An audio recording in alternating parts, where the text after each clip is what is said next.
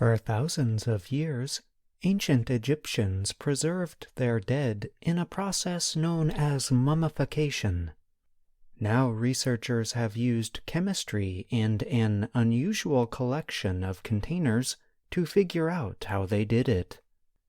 The study, published recently in Nature, is based on a rare find, an embalming workshop with pottery that is around 2,500 years old. Many containers from the site still had instructions written on them, like to wash or to put on his head. By matching the writing on the outside of the containers with the chemical traces inside, researchers discovered new details about how ancient Egyptians preserved bodies for thousands of years. Joanne Fletcher of Britain's University of York was not involved with the study. Fletcher described the find as like a time machine, really. It's allowed us to not quite see over the shoulders of the ancient embalmers, but probably as close as we'll ever get. The workshop is at the famous burial grounds of Saqqara. It was found in 2016 by study author Ramadan Hussein, who passed away last year. Parts of the workshop sit above the surface, but a narrow area goes down to an embalming room and burial area underground, where the containers were discovered.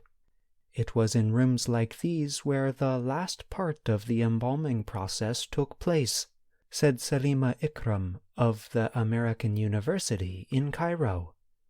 Ikram was not involved with the study.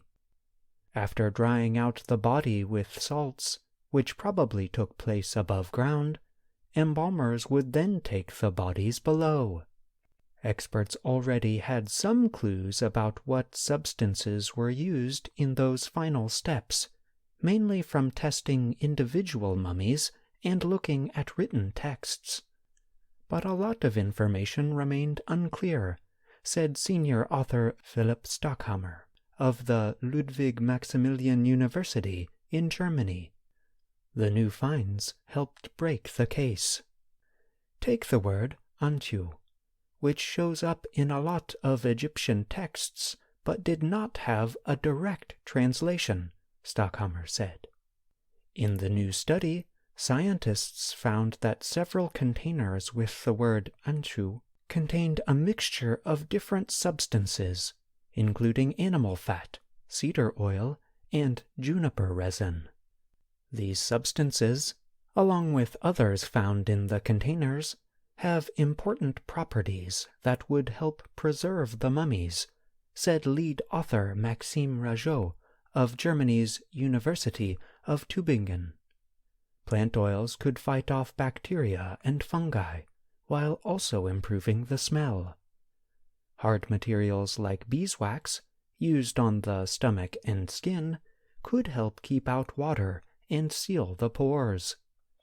Some of the substances came from very far away, like damar and elemi, types of resin that come from Southeast Asia. These results show that ancient Egyptians would trade far and wide to get the best materials, the authors said. It's interesting to see the complexity, Stockhammer said. Having this global network on the one hand, having all this chemical knowledge on the other side. Ikram said an important next step for the research will be to test different parts of mummies to see if the same substances show up. And these embalming instructions were probably not always the same. They changed over time and differed between workshops. Still, the study gives a basis for understanding the past, and can bring us closer to people who lived long ago, she said. The ancient Egyptians have been separated from us through time and space, yet we still have this connection, Ikram said. Human beings all throughout history have been scared of death. I'm John Russell.